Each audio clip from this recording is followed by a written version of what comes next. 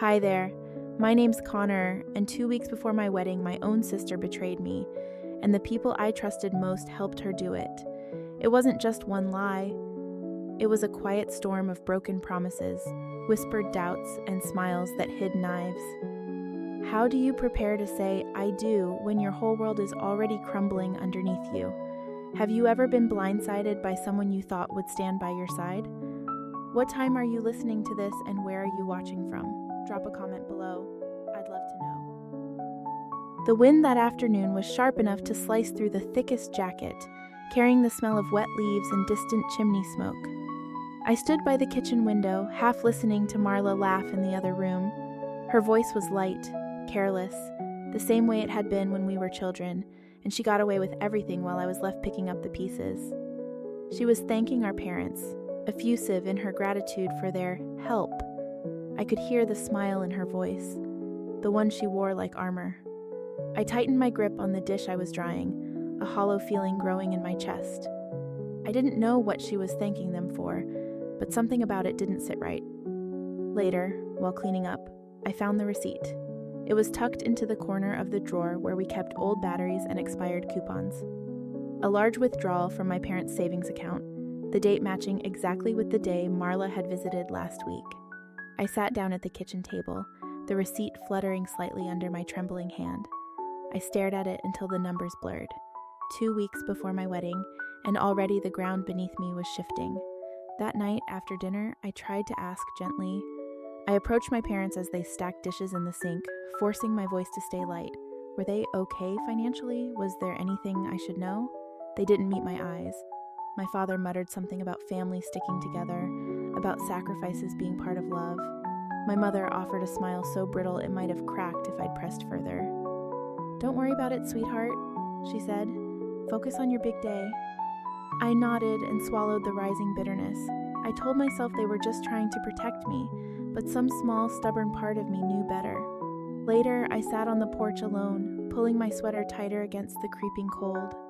The oak tree in the front yard had almost shed all its leaves. A few brown ones clung stubbornly to the branches, fluttering in the wind. I watched one finally let go, spinning down to join the others on the ground.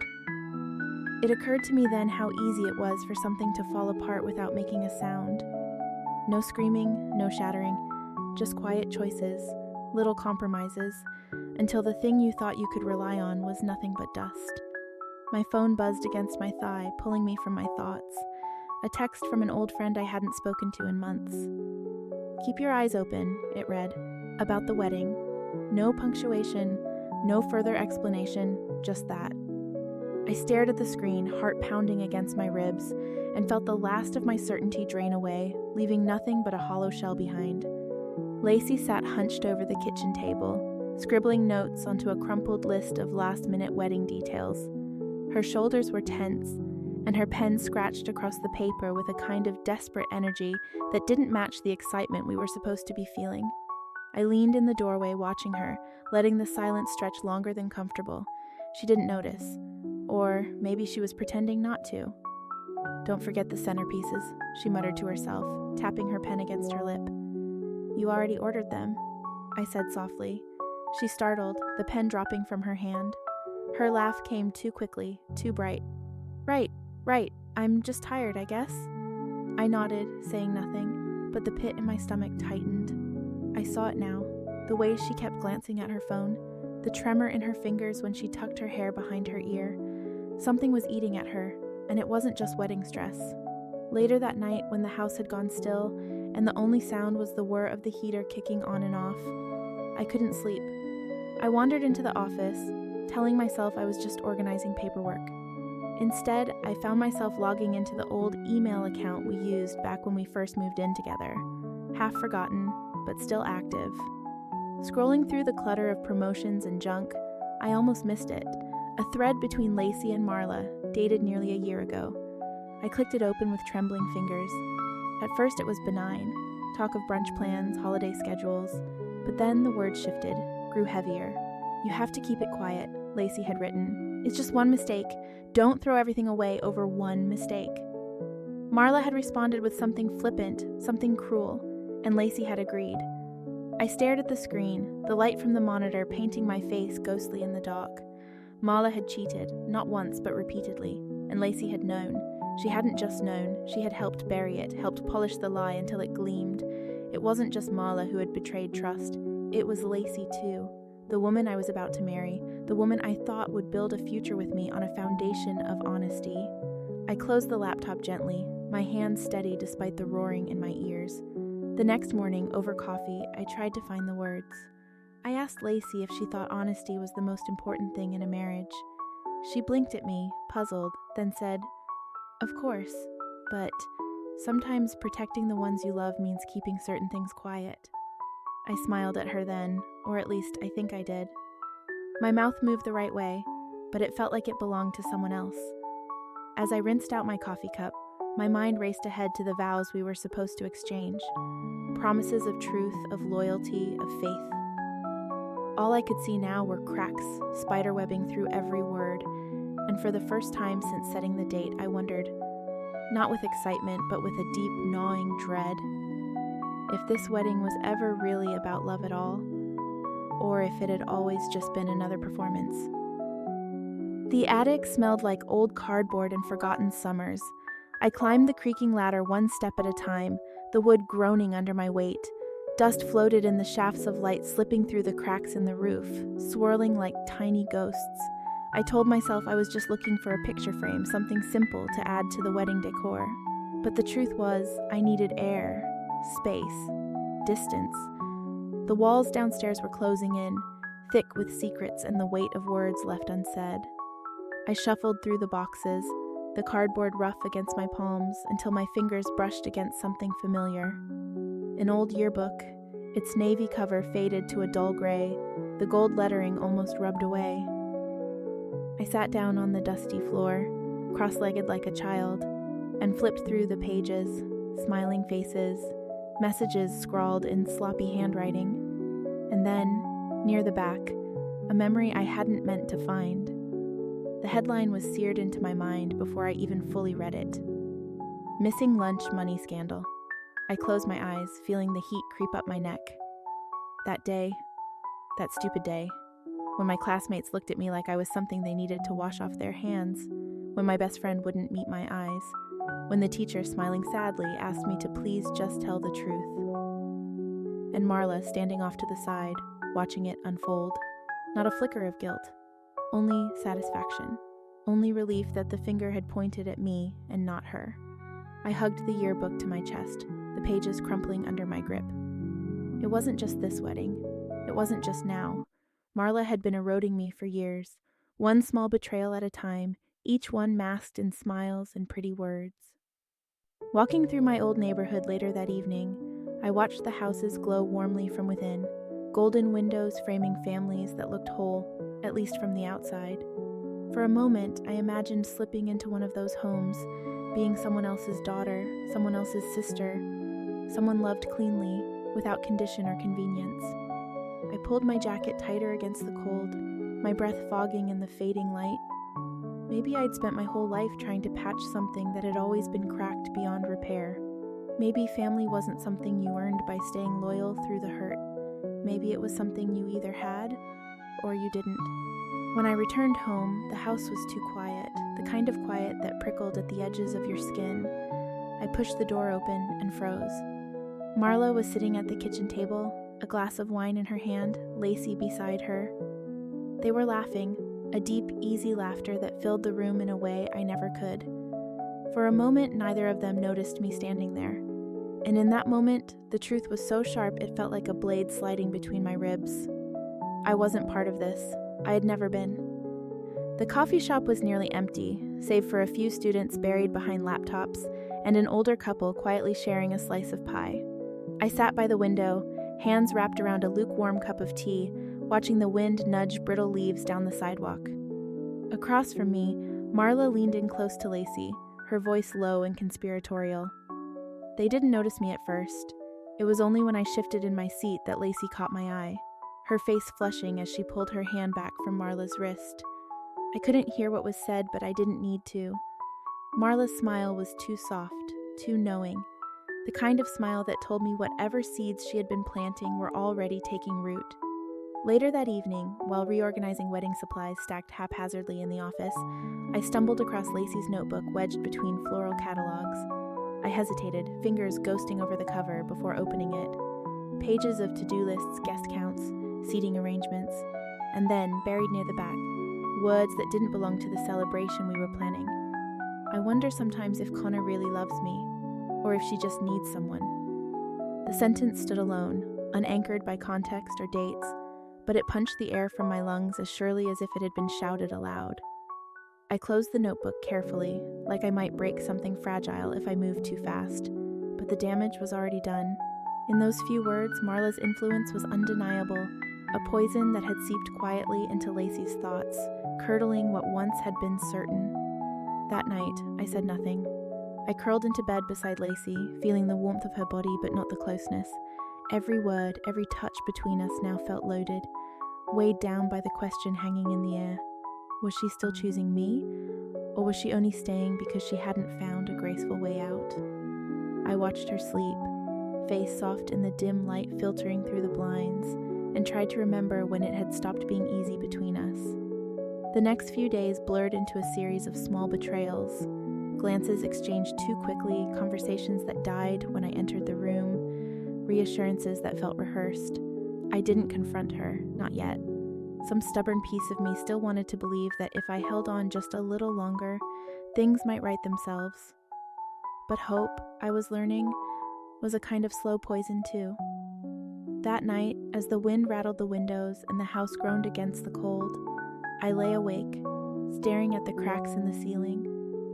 Lacey shifted beside me, murmuring in her sleep. "Marla," she sighed, voice sweet and fond, a tenderness she hadn't shown me in months. I closed my eyes against the sting. I wasn't just losing her, I had already lost her. The drizzle had turned the world outside into a blur of muted grays and slick streets. Inside, the dining room was thick with the smell of pot roast and strained conversation. Plates clattered and forks scraped across porcelain, but no one said anything of real importance. I excused myself early, claiming a headache. I wandered toward the back of the house, needing a breath, a break, anything. As I passed the kitchen, voices caught me, low, urgent, unguarded. "She's already so sensitive," my mother said. "Better to let her marry, better than losing face with everyone." "She'll get over it," my father added. "She always does." I stood frozen in the hallway, my fingers digging into the frame of the door. They weren't talking about Marla's betrayal. They weren't worried about what it meant for my future. They were worried about how it would look. That small, cruel truth lodged itself inside me like a splinter I couldn't reach. When I returned to the dining room, the air felt heavier. I sat through the rest of the evening in silence, every smile forced, every laugh hollow. When I tried, tentatively, to raise my concerns, my mother waved them away. "Focus on the big day, sweetheart," she said. "Don't let small things ruin it." Small things, lies, betrayals, a future built on sand. Marla chimed in with a joke about how every wedding has its drama, and the whole table laughed, except for me. Later, in the quiet of our apartment, I found Lacey folding laundry on the couch, the soft hum of the dryer filling the background. I sat beside her, careful, deliberate. "I need you to be honest with me," I said. "If you feel unsure, if you're afraid, this is the time to say it. I won't be angry." Her hands stilled, a damp towel clutched between them. "Connor," she whispered, "I just want everything to go smoothly, for everyone. Can you trust me just a little longer?" I wanted to. God, I wanted to, but the word trust sounded different now. It sounded like a request for silence, not understanding. I nodded once, more out of habit than belief. As I slipped into bed that night, I understood something I hadn't before. The next time I spoke about this, it wouldn't be to issue another warning. It would be to make a decision, one way or another. The sky over downtown Des Moines was the color of wet concrete, heavy and close. The cold gnawed through my coat as I crossed the cracked parking lot toward Derek's auto shop, the scent of motor oil and rain hanging thick in the air. The bell above the door jingled weakly as I pushed inside. Derek looked up from beneath the hood of a battered pickup, his face lined deeper than I remembered. For a moment, he just stared at me, a wrench in one hand, uncertainty in his eyes. "I think my brakes are acting up," I lied, my voice softer than it needed to be. He wiped his hands on a rag, nodding once, and gestured for me to pull the car around back. Inside the cramped office, it was warmer, the walls lined with old racing posters and certificates long gone yellow at the edges. Derek busied himself at the desk, pretending to sort invoices, but I could see it, the way his shoulders tightened, the way his jaw clenched. "I'm not here about the car," I said finally. He didn't turn around. I figured. The silence stretched thin between us, brittle as ice. Finally, he exhaled. "They made me promises," Derek said, voice rough. "Said after the wedding, everything would change. Said they'd make it right." I didn't have to ask who they were, I already knew. He pulled out his phone, scrolling until he found an old text. He held it out without meeting my gaze. Marla's mother, her words saccharine and poisonous all at once. "Hold on for the family's sake. After the wedding, we'll fix it." A promise stitched together with lies. I sank into the cracked leather chair across from him, feeling something inside me settle into a grim kind of certainty. This wasn't just about me. It never had been. "They don't care about you or me," Derek said, finally looking up. "They never did." We sat there for a long moment, two broken people bound by invisible wounds. No grand declarations, no blood oaths, just a quiet mutual understanding blooming between us.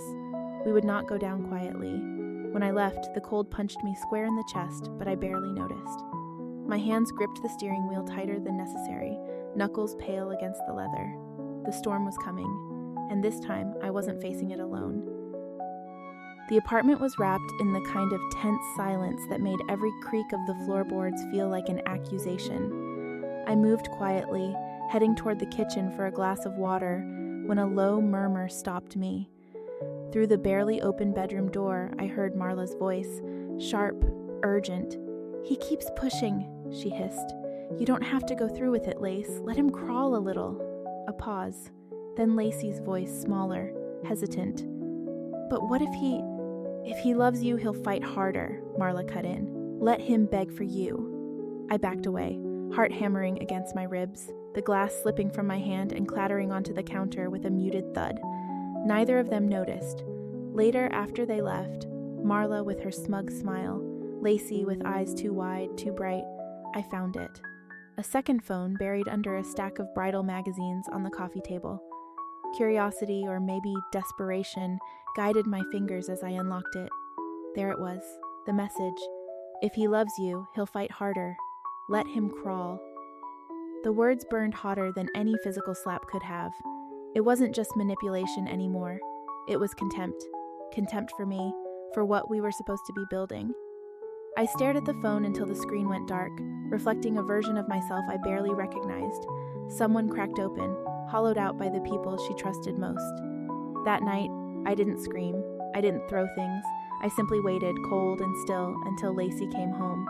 We sat across from each other at the kitchen table, a half-eaten plate of cookies between us, the silence loud enough to choke on. "I found the phone," I said finally. Lacey's face paled. She opened her mouth, then closed it again. "I need to know," I continued, voice even, "who you're standing with." Tears welled in her eyes, but she didn't reach for me. She just shook her head, whispering, "Don't make this bigger than it is." And right then, I knew. It wasn't about Marla. It wasn't about the lies or the wedding or the past.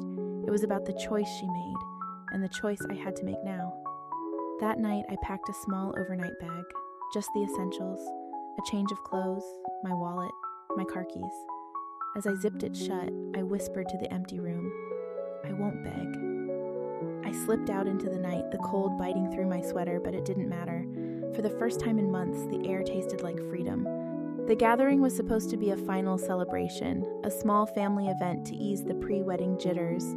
But as I stood in the living room of my parents' house, the air felt dense, every smile forced, every word sticky with things unsaid.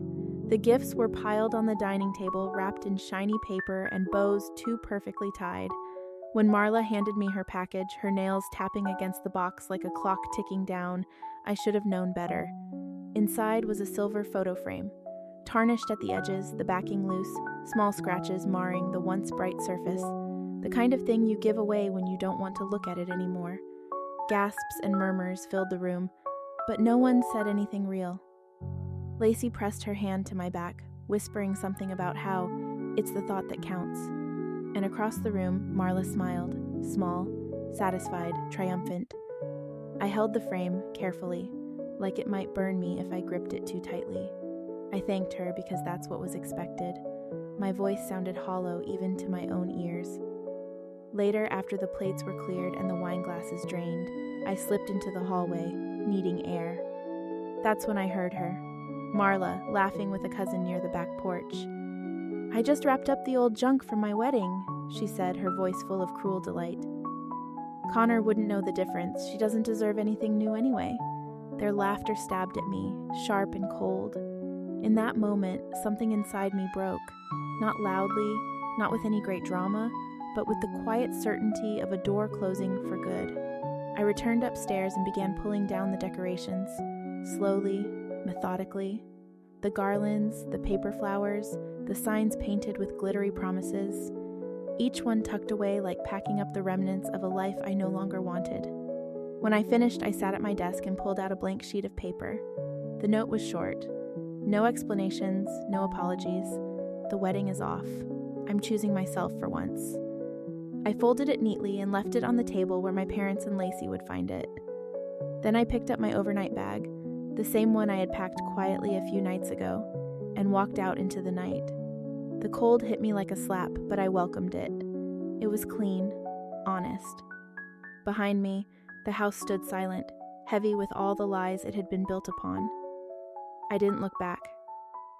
The morning after felt hollow, like the house itself had exhaled everything inside it overnight. I drove away from it under a sky smeared with heavy clouds, the windshield wipers working lazily against a light mist. In the rearview mirror, the house shrank smaller and smaller until it disappeared altogether, swallowed up by the gray. The chairs in the backyard would still be there, neatly arranged for a wedding that would never happen. The wilting flowers would sag lower with each passing hour. No one would touch them, at least not today, maybe not for a long time. I didn't have a destination, I just drove, letting the streets bleed one into another, until the city faded behind me and open fields stretched out like a sigh. For the first time in a long time, there was no script to follow, no expectations to chase. Only the quiet and the road and my own heartbeat. My phone buzzed once, then again and again. I didn't look. I already knew what I would find. Apologies wrapped in accusations, guilt threaded through false concern. I wasn't interested in any of it anymore. At a small diner somewhere between nowhere and somewhere, I slid into a booth by the window. The waitress brought me coffee without asking, the kind of silent kindness that asked nothing in return. I pulled out a napkin and, with the stub of a pencil from my bag, scribbled a message I would never send. I loved you enough to stay. I love myself enough to leave. I folded it into a neat square and tucked it into my pocket like a secret. By noon, I had found a modest Airbnb near the coast, a tiny cottage with peeling white paint and a battered mailbox leaning sideways from the salt air. I dropped my bag by the door and walked straight to the shore. The wind howled around me, carrying the scent of salt and old wood. Waves crashed against the rocks, each one a reminder that no matter how hard you tried to build something lasting, the tide would always have the final word. I picked up a smooth pebble, cold and heavy in my palm.